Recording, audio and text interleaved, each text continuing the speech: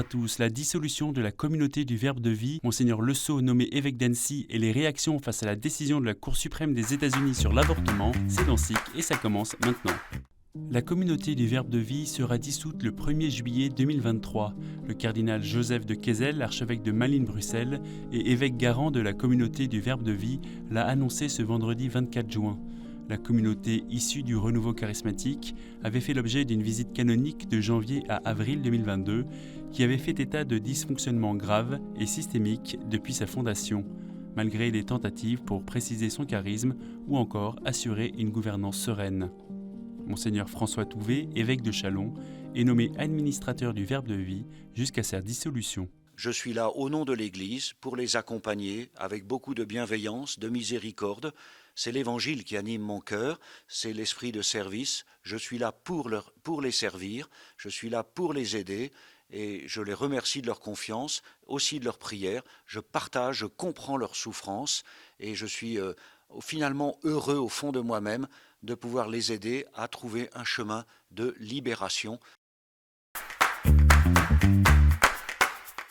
Le pape François a nommé ce lundi 27 juin 2022 Monseigneur Yves Le Sceau, évêque d'Annecy. Jusqu'à présent, il était évêque du Mans, membre de la commission épiscopale pour la vie consacrée à la Conférence des évêques de France et président du comité éditorial de KTO jusqu'à mai dernier. Il succède à Monseigneur Yves Boisvino qui a atteint la limite d'âge. Son installation sera célébrée le dimanche 21 août à Annecy. À ses futurs diocésains, il adresse un message. Je souhaite que nous soyons ensemble, missionnaires ensemble, j'ai envie de dire cela, et que ensemble, alors c'est peut-être une démarche de type synodal, que nous nous écoutions les uns les autres au mieux possible, pour écouter ce que Dieu veut nous dire, et que nous cherchions ensemble les chemins de la mission. J'ai pu faire des erreurs de discernement, reconnaît Monseigneur Ray, et à tous ceux qui ont eu à souffrir, je demande sincèrement pardon. Après la suspension par Rome le 2 juin dernier des ordinations prévues ce dimanche dans le diocèse de Fréjus-Toulon, Monseigneur Ray publie un long message à l'intention de ses fidèles.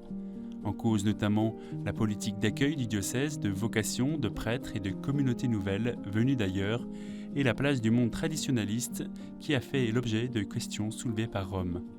L'évêque de Fréjus-Toulon, qui rappelle son attachement au Saint-Père, reste dans l'attente des décisions romaines et précise qu'il réfléchira les prochaines semaines à améliorer différents. Ce vendredi, la Cour suprême des États-Unis, la plus haute instance juridique du pays, a révoqué l'arrêt de 1973 Roe vs Wade qui garantissait le droit à l'avortement dans tout le pays. Un jour historique pour la conférence épiscopale américaine. Elle salue cette décision qui laisse désormais chacun des 50 États libre de sa politique en matière d'avortement.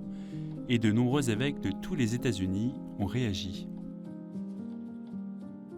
And I also think it is a moment for us as Catholics, as believers, as people of goodwill, now to redouble our efforts to surround women in difficult pregnancies with love and care and services. So it is both a victory but also a day of challenge. Une décision qui interpelle également le monde entier, souligne l'Académie pontificale pour la vie, qui invite à développer des choix politiques qui favorisent des conditions d'existence en faveur de la vie, sans tomber dans des positions idéologiques a priori. Ensemble, portons la flamme de l'espérance pour soutenir les victimes de torture. Ce week-end avait lieu la 17e édition de la Nuit des Veilleurs, organisée par l'Action des chrétiens pour l'abolition de la torture, à l'occasion de la Journée internationale pour le soutien aux victimes de la torture. 120 événements ont été organisés en France et dans une quinzaine d'autres pays pour soutenir les victimes et éveiller les consciences à travers les veillées œcuméniques. Cette année, les victimes confiées à la prière des fidèles viennent du Cameroun, de Chine, du Vietnam, du Mexique, d'Égypte et de la région du Sahara occidental. Ce dimanche, les conducteurs de 2 roues se sont rassemblés au sanctuaire Notre-Dame de Montligeon pour la messe des motards. Cet événement a rassemblé plusieurs centaines de riders qui ont pu déposer une bougie pour les motards défunts pendant la messe.